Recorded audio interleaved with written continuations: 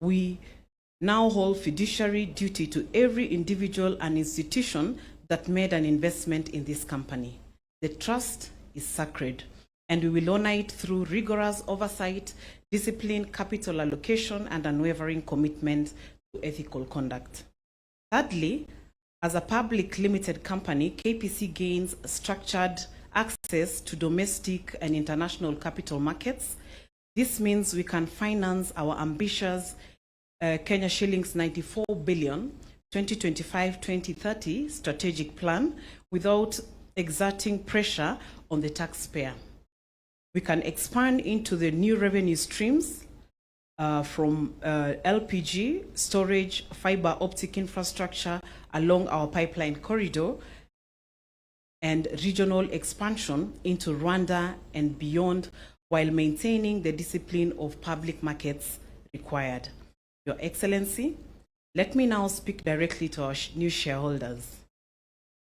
Some of you are institutional investors, bringing decades of experience and rigorous analysis to your decision to invest in KPC. We value your confidence and look forward to productive engagement.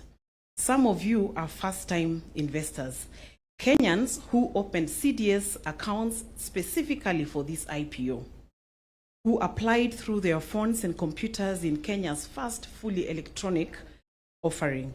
You represent the democratization of wealth that this government has championed. You are the reason this transformation matters. And to our brothers and sisters across the East Africa who took up a stake in KPC, welcome home. The pipeline that serves your economies is now partly yours. This is a regional integration in its most tangible form. To all of you, I say you are no longer purchasers of petroleum products, but you are proprietors of the pipeline. Ladies and gentlemen, transformations of this magnitude are never the work of one institution or one individual. They require an ecosystem.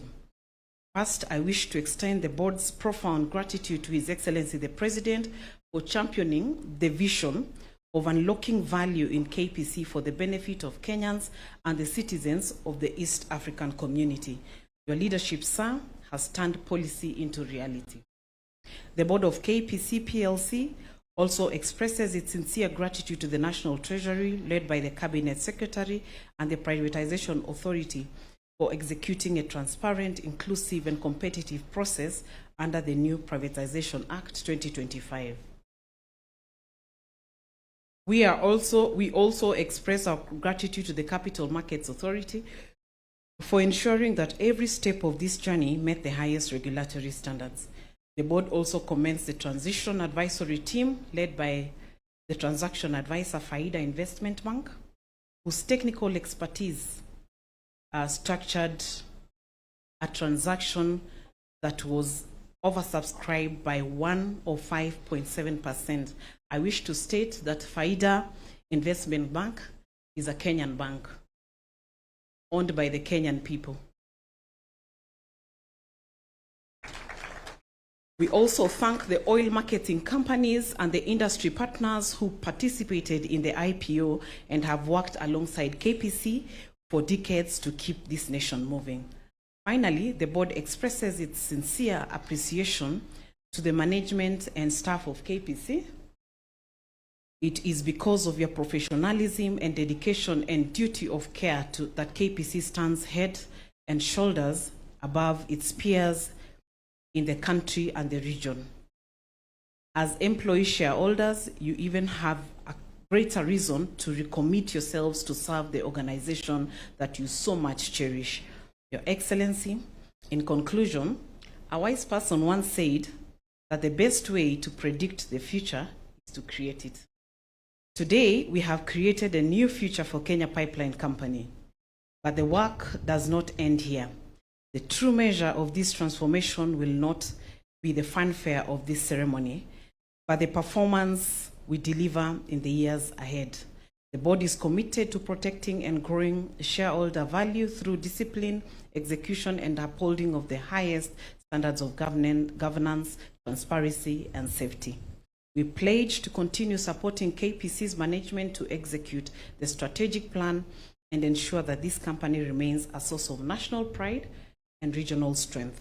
To our new stakeholders, this is your company. We pledge to steer it with integrity and transparency and with unwavering focus on delivering the value. Before I take my seat, Your Excellency, sir, with utmost humility, I'd request the team of Kenya Pipeline, led by the Board of Directors, just to be upstanding so that we can give them a round of applause. Your Excellency, this is the team that helped to midwife the birth of this great baby. Asanteni sana. Thank you, sir.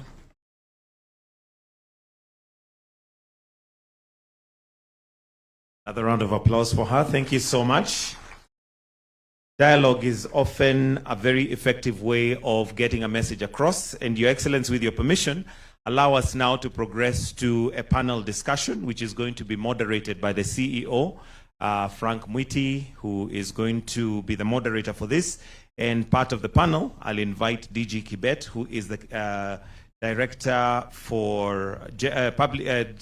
General, Public Investment and Portfolio Management, and Rina Hicks, who is Director, FIDA Investment Bank. So I'll request that we have the chairs kindly brought so that we can now progress to the panel discussion. Also, as a reminder, Frank, as the moderator, we have a roving mic, so should you need any interventions from the floor, you're welcome to engage maybe any stakeholders that may have an intervention that you'd want to pick from the floor. So welcome. As a moderator, you may progress.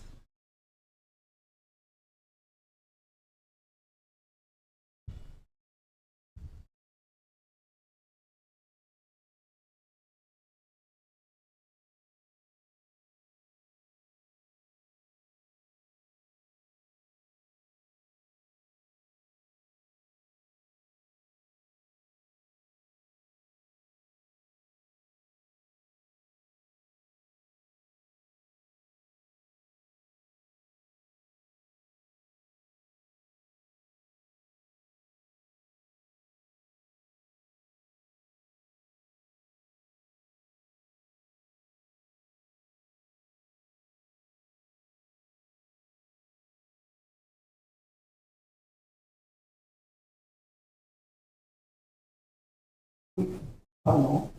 I'm not going to ask that to request the President to join us because I did last time and he agreed. So this time I'm not going to do that on account that I might be pushing it.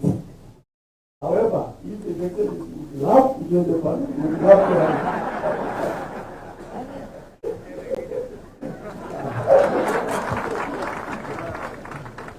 that's 2 times in a row, I think.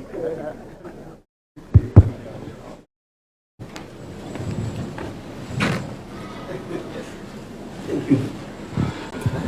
Thank you, Your Excellency. I can see why you are afraid of the capital markets for sure. So we are really grateful for that. Your Excellency, through the bottom-up economic to look forward, to look inward, and to mobilize our domestic resources and fundamentally change how we build Kenya. And today, as our chairman said, the capital markets are delivering on that exact mandate. And for too long, the story of the African infrastructure has been written in the heavy ink of sovereign debt. Today, we are writing that playbook in the language of shared equity, democratizing wealth, and revitalize the capital markets anchored by the NEC. And we know that the KPC IPO is not the finishing line. We are just getting started. So to unpack exactly how we scale this expansion, this democratization of wealth, we are absolutely happy that His Excellency, Madam Rina and DG Kibet are here with us. So let me start with you, Your Excellency. Your administration's foundation, the bottom-up economic transformation agenda. which is clearly a very bold promise to empower the everyday Kenyan. Now, you've taken what some people have stamped as the nation crown jewel, i.e. KPC, and deliberately transferred its ownership to the public. Now, Your Excellency, how does this very historic IPO serve as the ultimate fulfillment of your social contract with the Kenyan people, ensuring that Wanjiko, Atieno, Jerotich are no longer just a spectator of the economy, but a direct owner of the nation's wealth? Thank you very much, Muti. This morning is particularly very significant to me because 3 years ago, on my first visit to the Securities Exchange, I did make 2 commitments and made 1 request. I did make a commitment that we are going to bring ordinary people, the Kenyans in their entirety, into this equation of the stock exchange. I remember making a statement then that I have been persuading the people who are stealing cattle, the stock theft people. And I was telling them there is a world of a difference between stock theft and stock exchange. And I was telling them, you must stop this stock theft and instead go to the stock exchange and buy and sell. That's number 1. Number 2, I remember when I came here, I said, there is great value and there is a lot of resources that we can mobilize from the Securities Exchange so that we begin the journey to wean ourselves out of heavy taxation and heavy borrowing. And I requested at that point that the stock exchange should consider mechanisms that would help bring ordinary Kenyans into the stock exchange. Today is a fulfillment of all the 3. Number 1, my commitment that I would bring government assets to democratize ownership of government assets to be owned by more Kenyans. And I did make a specific commitment that one of the companies that we are considering to bring to the Securities Exchange was Kenya Pipeline. Today, Kenya Pipeline is here. The commitment I also made that we are going to democratize that space. If you look at the number of ordinary Kenyans that are bought into the IPO, it speaks directly to the fact that more and more Kenyans are coming to the exchange. And thirdly, the ZD platform, which now a Kenyan anywhere from the comfort of their phone, they don't need to have a CDS account, they don't need to do all the things that were required of them to do. They don't have the denominations has come down. And you just briefed me this morning that because of the ZD platform, 61% of trading today by volume in this exchange is by Kenyans who are buying 1,000, 2,000, the ordinary Kenyans. That is phenomenal. And we have just started. This is a platform that is hardly 3 weeks old, or 3 weeks old. And you can already see that 61% of trading has now been taken over by ordinary Kenyans. And this is the journey we want to make. Let me say one more fundamental thing why this is very significant to me and to the government of Kenya and to the people of Kenya. we've engaged in IPO with KCB, with Safaricom, but what is different today with this IPO is that the resources we are raising from this divestiture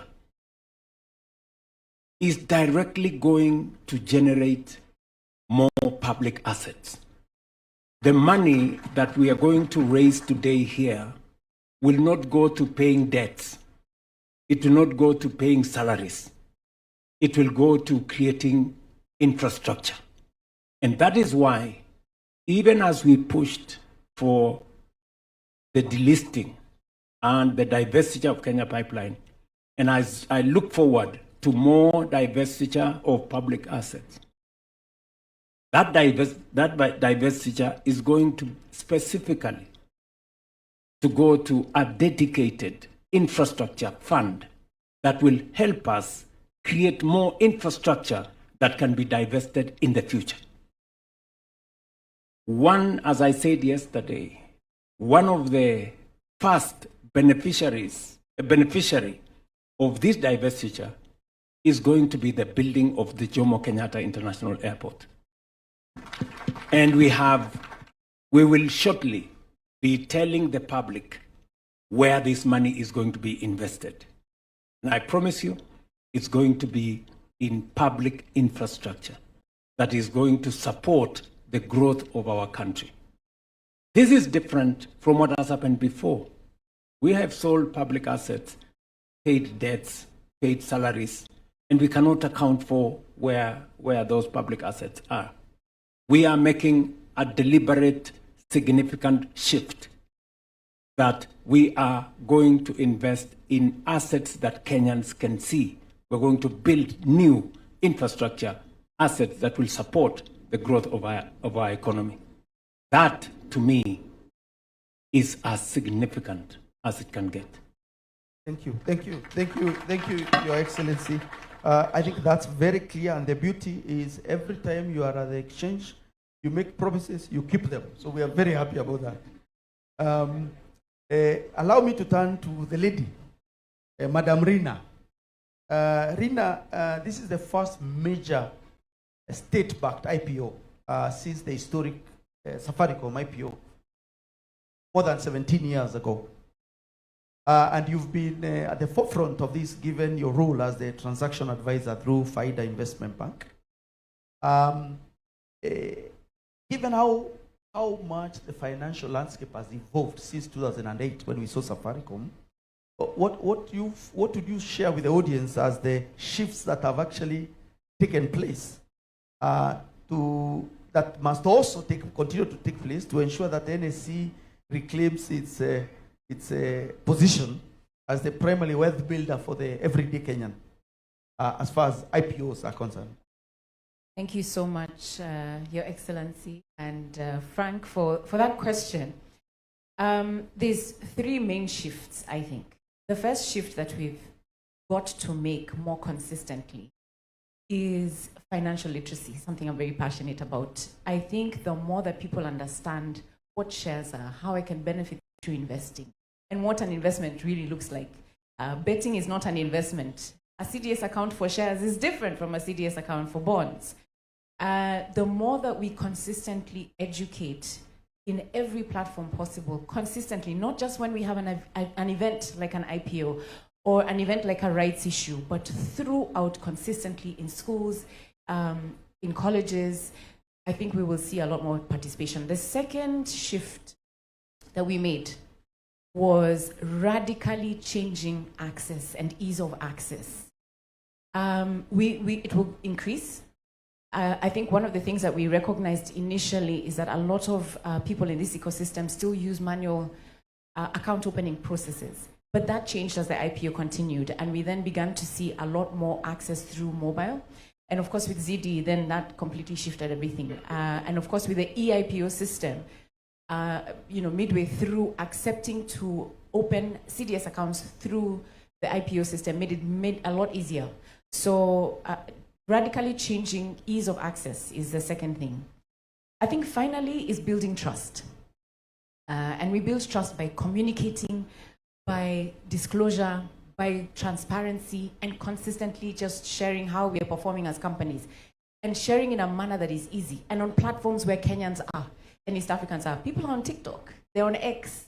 And some of the things that we also experienced during this IPO, having forums on X spaces, help people be able to interact with this company and to know exactly what's happening and to get a perspective that they can understand. And so those are the three shifts, I think. Yeah. Thank you, Rina. Clearly, we're in a whole different world, and it's also true to say this IPO was the first 100% e-IPO. So that has gone to also vindicate the innovations and the adoption of new technology that we've all had to do to match up with other global players. Allow me to turn to my brother, DG Kibet. Lawrence, allow me to call you Lawrence. DG Kibet today proves that privatization isn't about losing state's control of public assets. It's about transferring wealth directly into the hands of Kenyans. And as His Excellency has clearly mentioned, there is intention to continue to do this. So from where you sit, given your mandate within National Treasury, how aggressively, and I use the word aggressive intentionally, how aggressively is the Treasury going to be in unleashing the rest of our state-owned enterprises onto the NSC to continue this momentum? Yeah, thank you, Your Excellency. Thank you, Frank. I'm not going to get into the trap that Frank is trying to lay. So let me put it this way. I think we from our perspective as the National Treasury, from an economic standpoint, our position in terms of delivering the better agenda from a capital markets perspective is centered on three issues. One is the issue of stability, economic stability. Number two is fairness. And number three is creating opportunities in an equitable manner.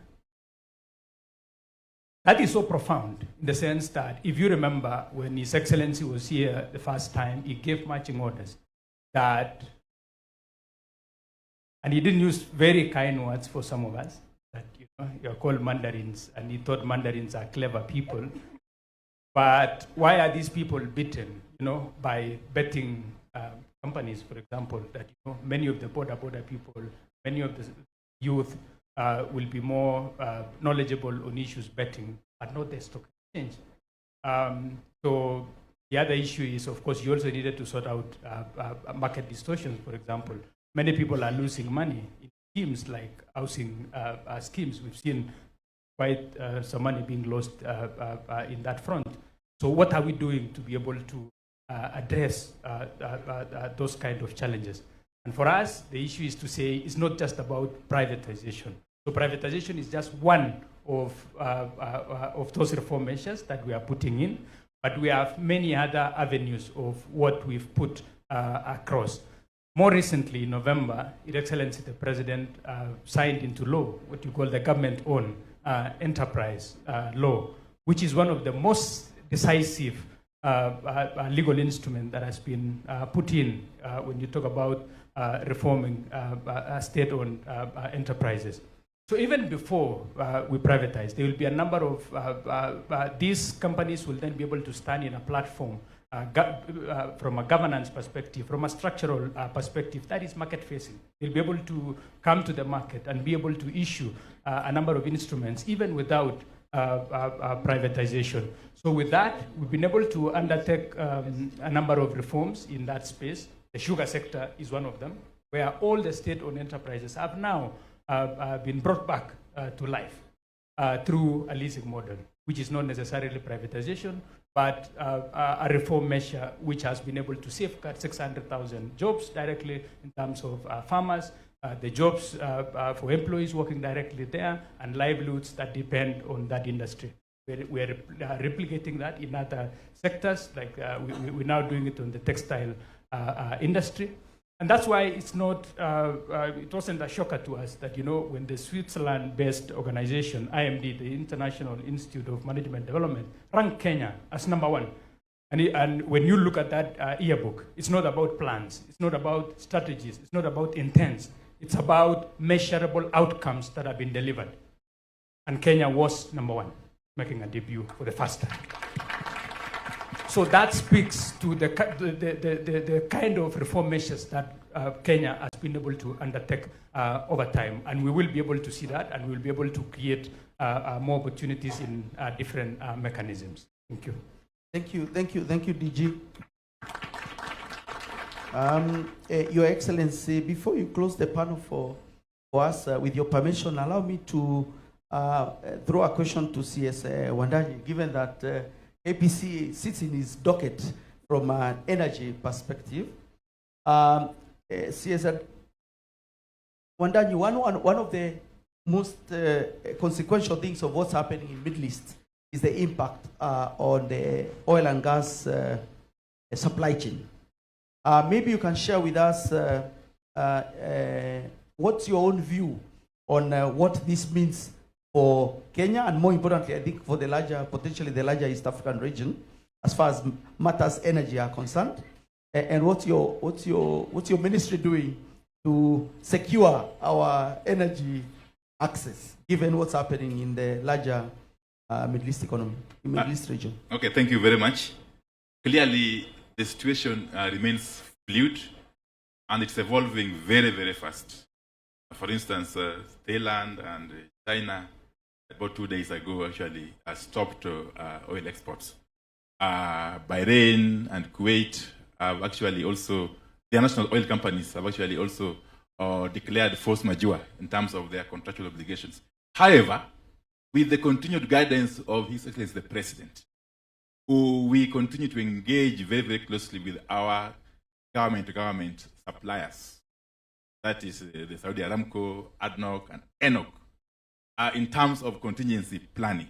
And for that reason, there is really no cause for alarm. In the short, medium term, we have got security of supply, and we continue to monitor the situation very, very closely. Matter of fact, from here, I'm going to a meeting with the oil marketing companies to continue this process of review and close monitoring. Yeah, thank you. Thank you, CS. I think we are well aligned. Allow me, Your Excellency, to come back to you to close the panel for us in the interest of time. And I would request you to share with us, Your Excellency, first of all, your views again with regard to the use of proceeds to develop the Kenyan infrastructure, especially given yesterday under your leadership, you hosted leaders yesterday at State House when you were setting the National Infrastructure Fund bill into law. And we know some of the proceeds from this IPO will go to support the National Infrastructure Fund. And also we would love to hear from you what sort of request you would make of the capital markets to support the national infrastructure agenda. Thank you. Thank you very much. I think it is correct, just to buttress what Lawrence was saying, that in restructuring our economy, we are not only looking at what we can do with privatization. We are looking at the whole exercise of making government efficient. And the reform process is underway. He has mentioned 3 spaces. The sugar sector was in chaos. You know, we were spending public money to pay farmers, sugarcane farmers. We were spending public money to pay workers of sugarcane companies. A completely ridiculous thing to do. Yet, it was what we are doing. We spent 5 billion shillings to give money to sugarcane companies. Because of the reform we have done in that sector, very difficult. In fact, many Kenyans remember me in Kakamega telling somebody, mambo ni matatu. And it was because the situation was so unreasonable, that you couldn't even understand what was going on. What is the situation today? The situation today is that we no longer pay sugarcane farmers. They are paid by the factories. We no longer pay workers of sugarcane companies. The sugarcane companies pay. Farmers are paid every 7 days. It used to take 6 months to 1 year. The even better news is that those companies that have never paid taxes, today we are raising 1.5 billion from sugar companies into the tax kitty.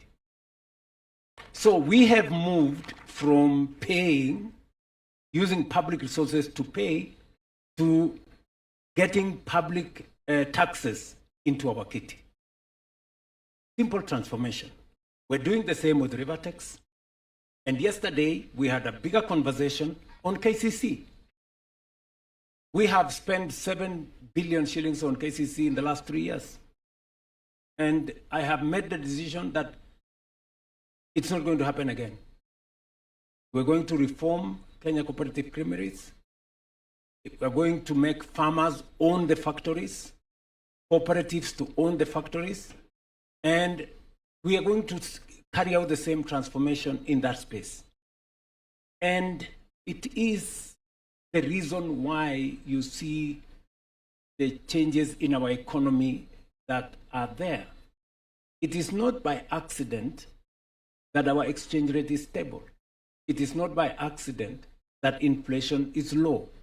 It is not by accident that we have a bigger kitty of foreign exchange reserves. It is deliberate actions that we have done. And it is the reason why, even as we divest, and you have asked Kibet a question as to what is the horizon, what's the runway. I want to tell you, we will be back. And it's going to be soon. I don't know when to say that soon is. And it is because we have a lot of value locked up in mature public assets. Take, for example, Kenya Pipeline. Faith, the chair here, said over the last 5 years, they've given us 24 billion. It's correct. On average, the mathematicians here, 25 billion in 5 years is on average about 5 billion a year, right? So this company, worth so much money, is giving us only 5 billion shillings a year. Look at the value we have unlocked. 65% of the company, we now have 100 billion. These 100 billion, if we were to wait for Kenya Pipeline to give us dividends, how long would it take for us to give us 100 billion? 20 years. But with this 100 billion, which we have today, we will build the airport. We will generate another maybe 1,000, 2,000 megawatts of energy. We will build about 12 dams. And we will build many kilometers of roads across Kenya. If you count what that would amount in 20 years, it would be 100 times the value we would get from dividends. So there is a lot of value locked up in some of these companies, and we have to use innovative ways of how to unlock this value. I remember we were here on the Lindsay product that helped us to build Talanta. We took a portion of the sports fund. And I saw some small argument by some people there. Oh, you know, this government, they have pledged sports fund money for 15 years to build Talanta Stadium. Yes, we have. That's correct. But the question I asked them, The same sports fund has been there for 20 years. What has it achieved in 20 years? Something that we can see. Nothing.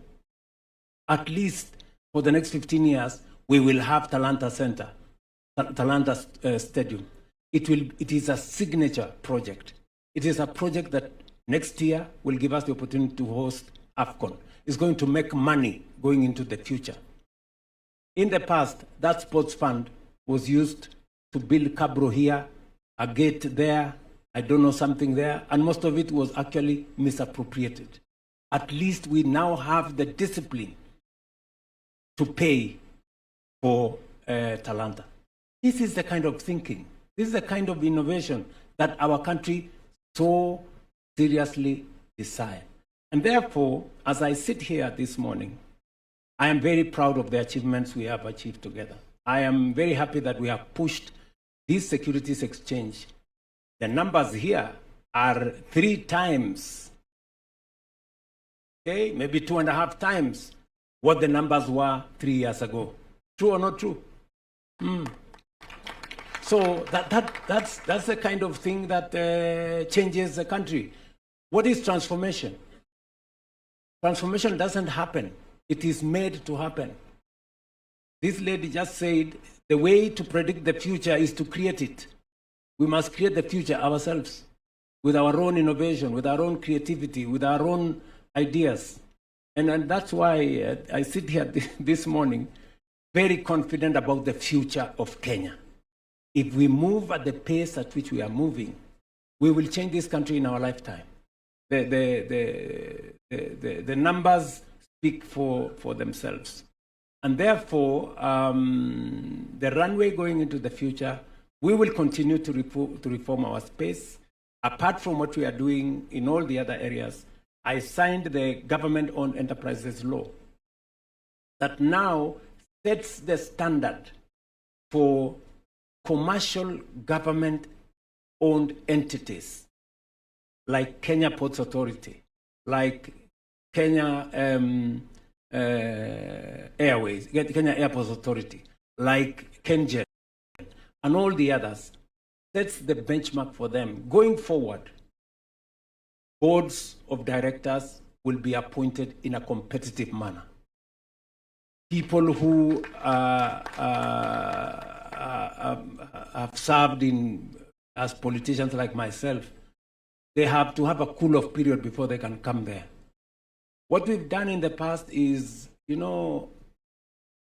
somebody fails in the election, the next day we nominate them to be a board member in Kenya Pipeline. They arrive there, the first thing they're looking for is, I've come from an election. Where do I find some money? Where is the contract? Where is the... And we mess up the whole space. That is going to be a thing of the past. And I am saying so with a lot of respect to politicians like myself, right? Me being one of them. We have to seriously consider how to move the country forward. It is the reason why I signed the conflict of interest bill, to make sure that those of us who have political power or influence do not interfere with the prudent management of the affairs of our country. These are steps that, and by the way, I had a lot of difficulty persuading members of parliament to pass the conflict of interest bill, But finally, we had a candid conversation, and we said, yes, there are sacrifices we need to make to get the country moving. So thank you very much. I don't want to give you a long lecture. Thank you. Thank you, Your Excellency. I think this is the sort of lectures we like. So thank you. What we've taken there is KPC is not the climax. It's just that we are in the beginning of a robust pipeline of opportunities. The best way to build the future, to predict the future, build it yourself. Key takeaway for us there. Thank you, Your Excellency, for accepting to be in the panel and for the very authentic and insightful discussion that you've shared with us. Thank you, DG Kibet, for sharing with us the 3 things that are driving your operations at the National Treasury. And thank you, Rina, also for sharing with us, incidentally, also 3 things on the insights as far as the IPO went. Please, ladies and gentlemen, join me in thanking His Excellency and the panelists for this. Thank you.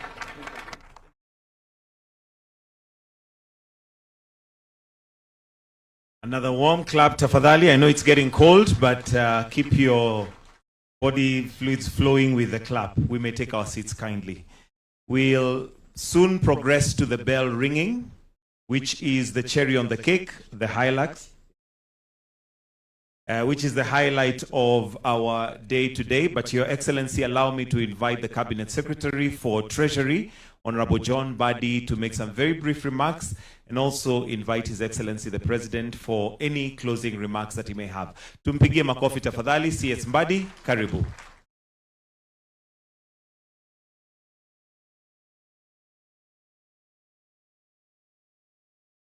Thank you very much, Your Excellency, the President of the Republic of Kenya and the Commander-in-Chief of the Kenya Defense Forces, Dr. William Samoei Ruto, and all protocols observed. Allow me first to recognize my colleague who has been leading the line ministry of Kenya Pipeline Company before the government-owned enterprises law came into effect. The Honorable James Opio Wandai is in the house. You could just rise. We clap for him. Thank you very much. Your Excellency, it is truly an honor to stand before you at this memorable event to usher in the KPC as a listed company in the Nairobi Securities Exchange.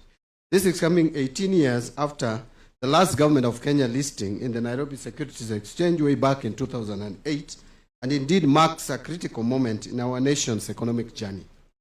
The finalization of the KPC IPO is a significant milestone that transcends a single transaction or just being a key statistic at the Nairobi Securities Exchange. It is a clear demonstration of the government's commitment in setting our country's sustainable economic foundation and ensuring that we have a nation that stands on stability, fairness, and offering equal opportunities to its people.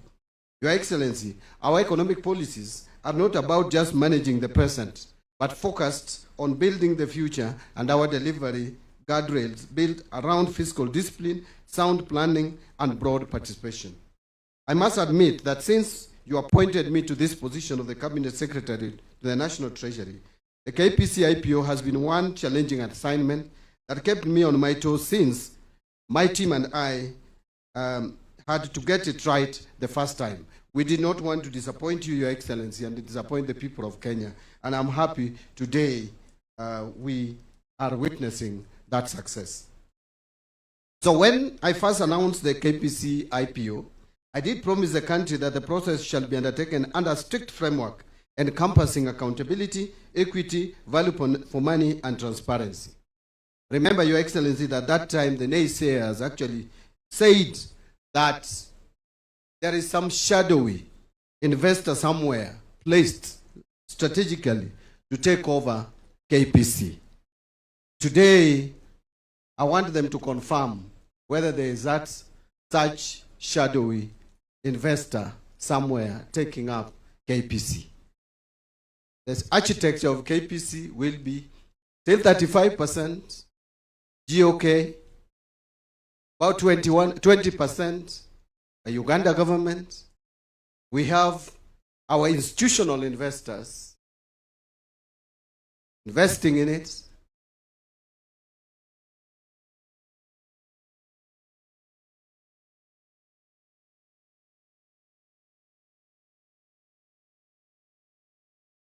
From your office and the entire cabinet on this.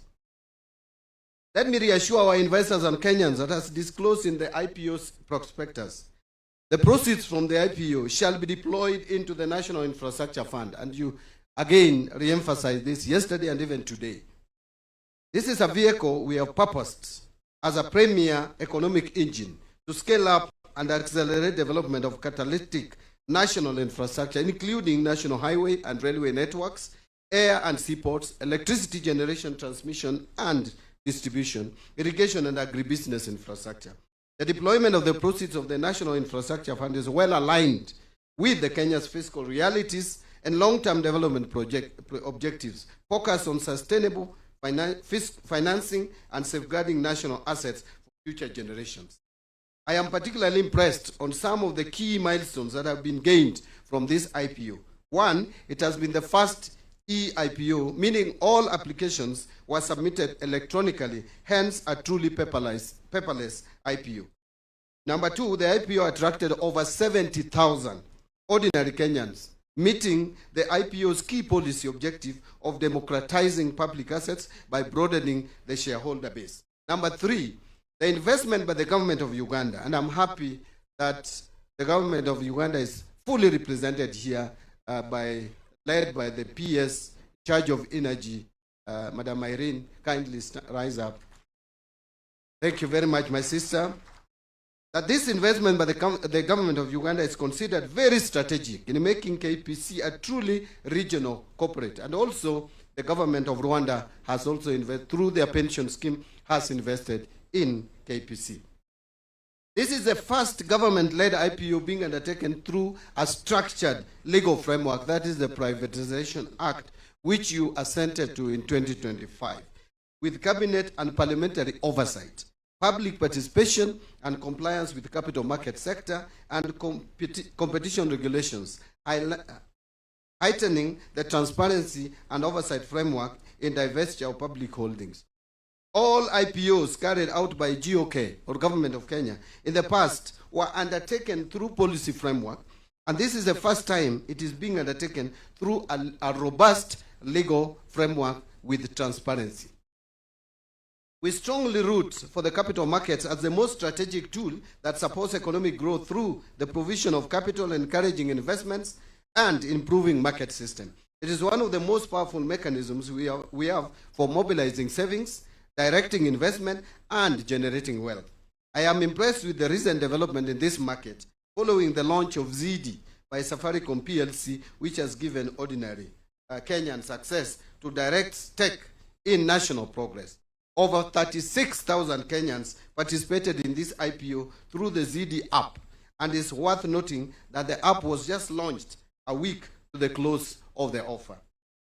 From a capital markets development perspective, Your Excellency, KPC, which is now PLC, as a newly listed corporate at the Nairobi Securities Exchange, provides institutional investors, both local and foreign, such as mutual funds, pension funds, and insurance companies, with an additional instrument to diversify their assets, thus increasing the potential for significant inflows of portfolio investment.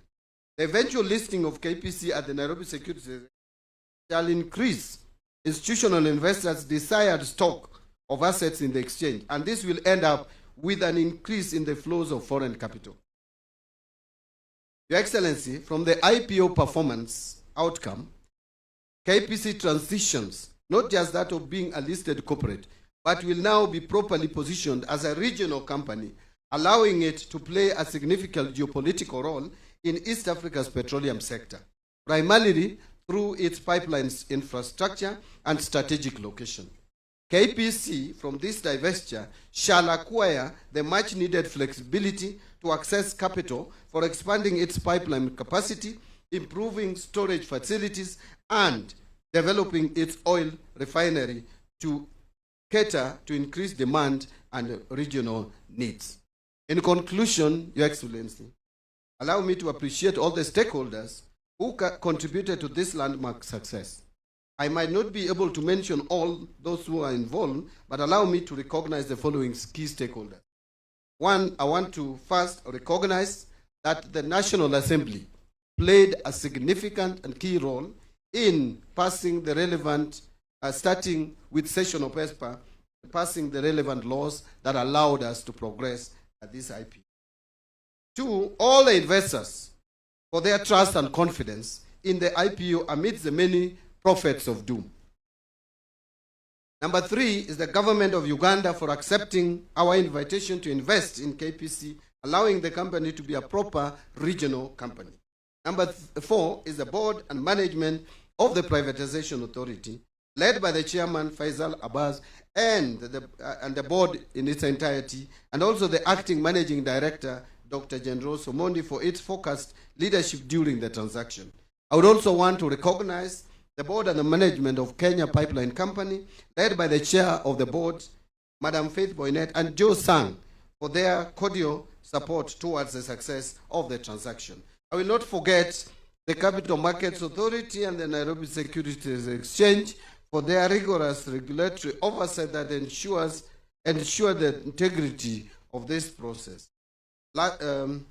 Second last is the transaction advisory team led by the lead transaction advisors. And I want to mention Faida Investment Bank, the legal advisors, that is Triple OK Law Advocates and GA Advocates, the reporting accountants, PricewaterhouseCoopers, the data processing agent and share registrar, Image Registrars, the joint sponsoring stockbrokers led by Diane Blair Investment Bank and Francis Drummond and Company Limited, the advertising agency Belva Digital, the PR agency Apex Portal Novel, and the receiving banks, that is the Cooperative Bank of Kenya, KCB Bank, and Stanbic Bank, for their technical expertise in structuring and executing this complex transaction. Finally, to all the stock brokers, investment banks, and agents across the country who took this message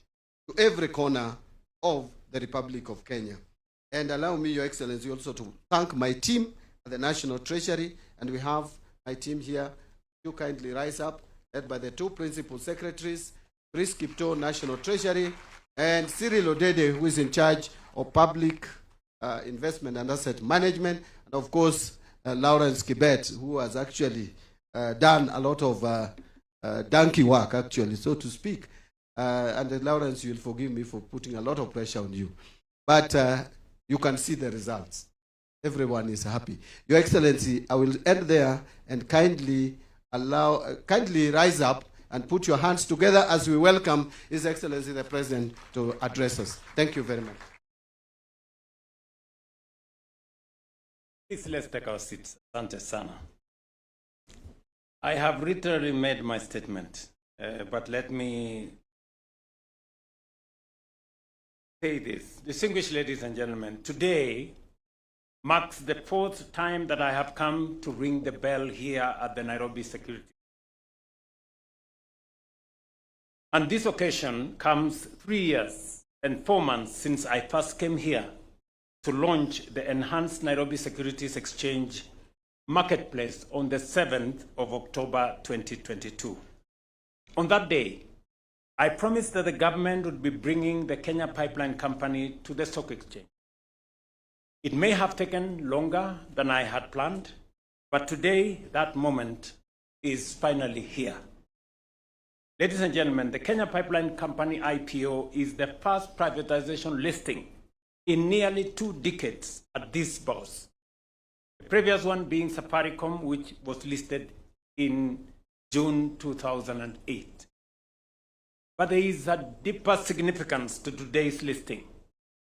If you ask many Kenyans today, few can point to a specific national asset or project that has been built using proceeds from the sale of government stocks in companies such as KCB in 1988, Kenya Airways in 1996, KenGen in 2006, or Safaricom in 2008. While those transactions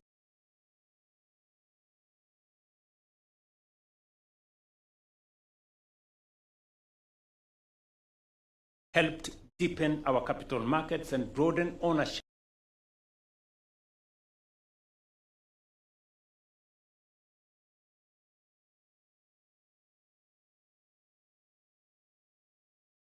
well as future privatization, will provide capital to the National Infrastructure Fund, which I signed into law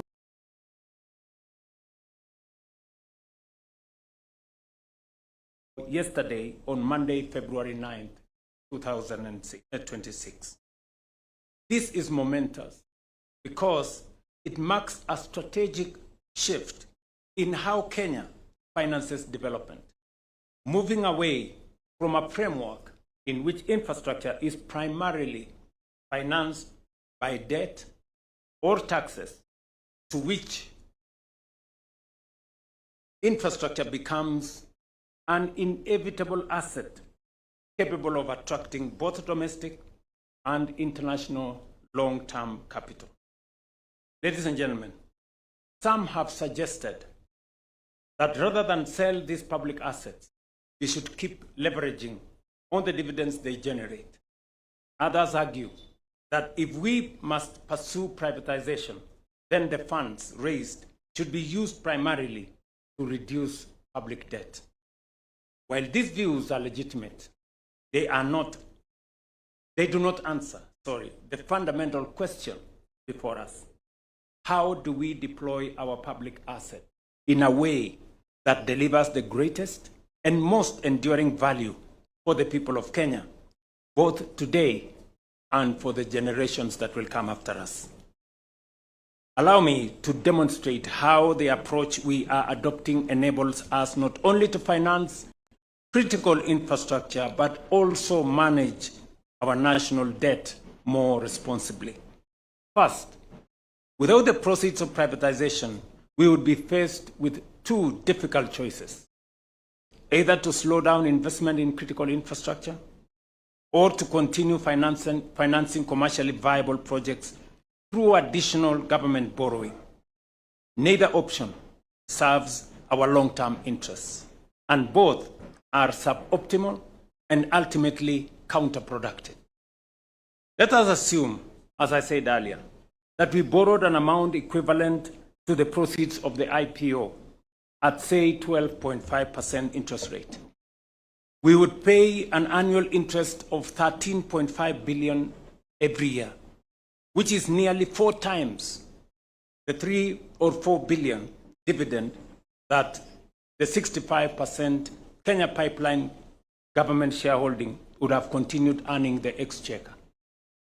In other words, while the annual dividends provide a steady stream of revenue, they are far too modest to finance the transformative projects our country so seriously requires.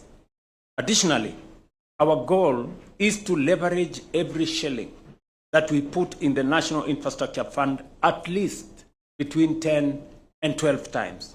In other words, the 106 billion from the Kenya Pipeline IPO will enable us to finance up to 1.2 trillion infrastructure in one cycle. This, for instance, is the capital we need to do many things in Kenya, as I have said. This 106 billion that we have raised from this IPO actually guarantees us access to 1.2 trillion resources that will help turn around a lot of infrastructure programs that are in our books. Ladies and gentlemen, as we rely more on capital markets to finance our infrastructure, the NSC will be a critical partner. Indeed, I was here 2 years ago to launch the trading of the 3 billion Sukuk bond, a first in Kenya, for the military housing project under our affordable housing program. And I opened the houses the other week just to demonstrate to you that it works.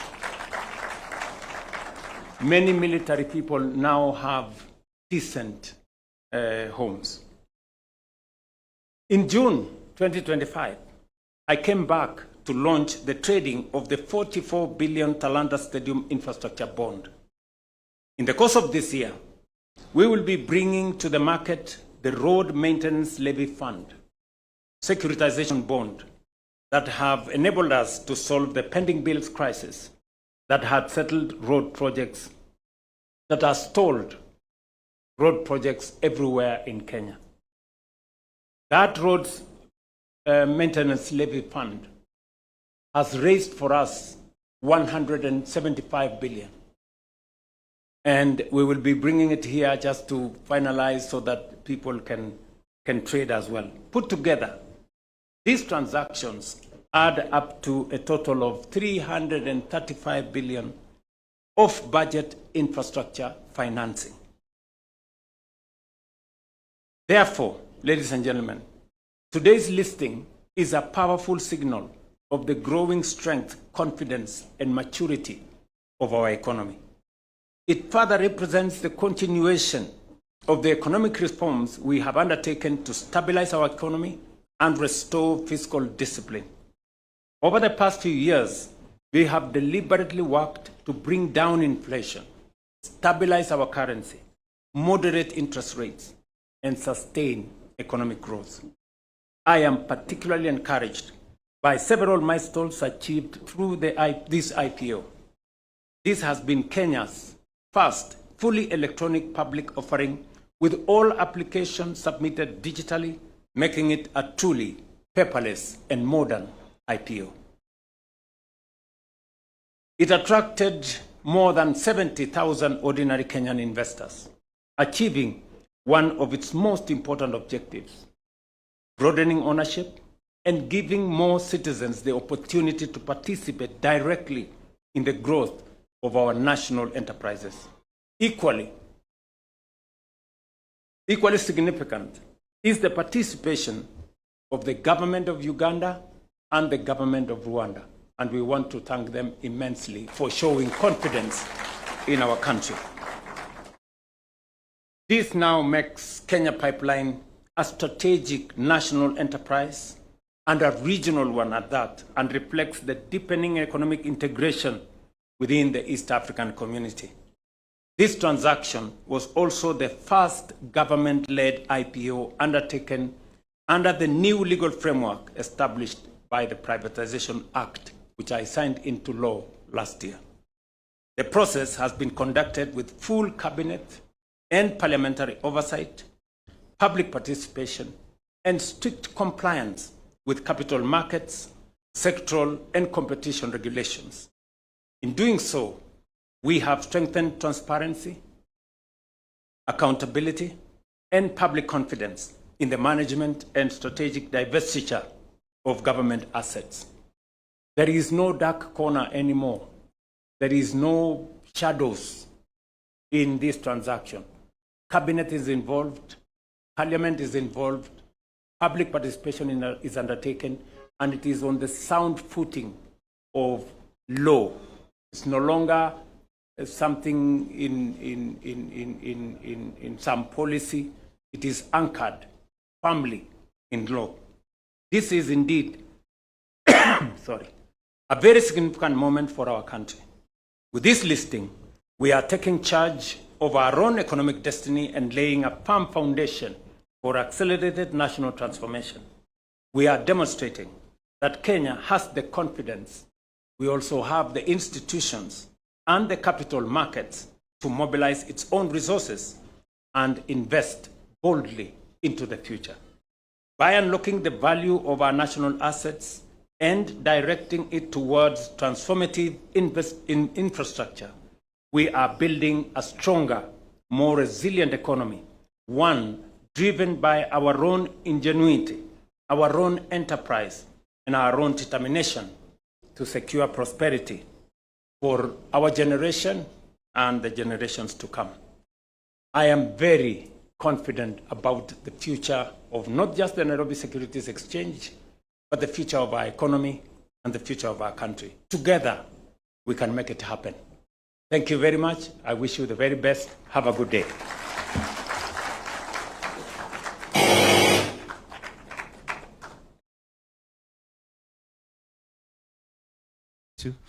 So let's take our seats kindly. We'll now progress to the climax of this particular session, which is the bell ringing.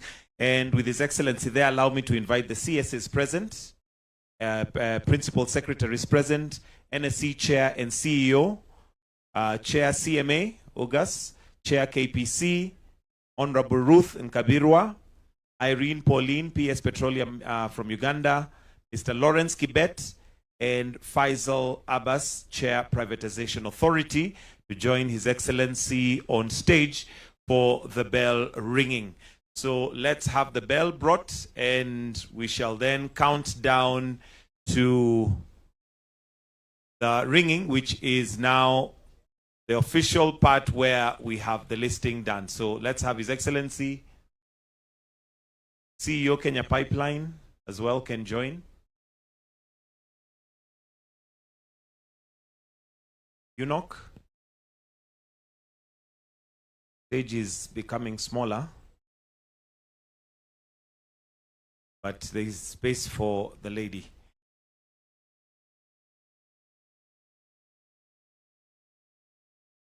All right, so Your Excellency, at the count of 3, we shall then ring the bell, and that has the trading begin. So Your Excellency, in 3, 2, 1, Makofi.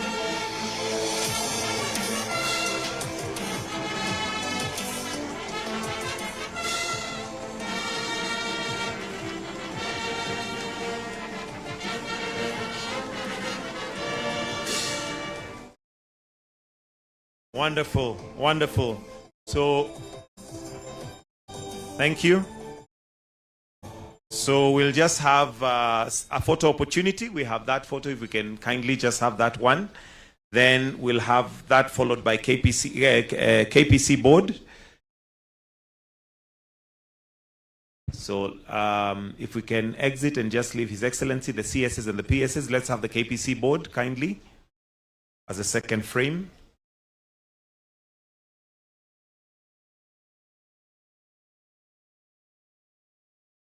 Cabinet secretaries would have remained. You can, CSs, you can remain, please.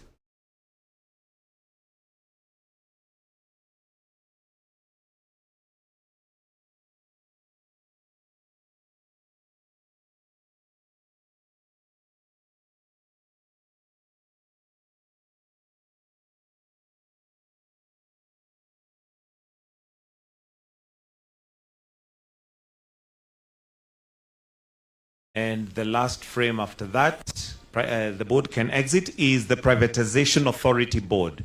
Privatization Authority Board, if you can make way to the stage, after which we shall then conclude with our closing prayer, which is our national anthem.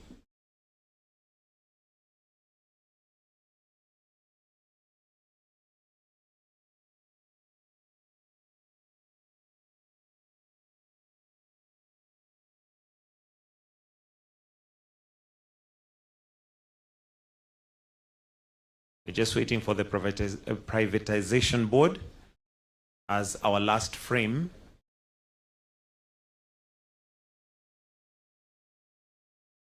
As we mark this momentous day, 17 years after the last major listing here at the NSC, which must be also a very proud moment for the NSC chair, as he makes progress to a different assignment. Thank you. We'll then all exit except His Excellency the President. Let's exit the stage except His Excellency the President. Let's be all upstanding as we now wind up with the national anthem. So let's be all upstanding for our closing prayer, which is our national anthem.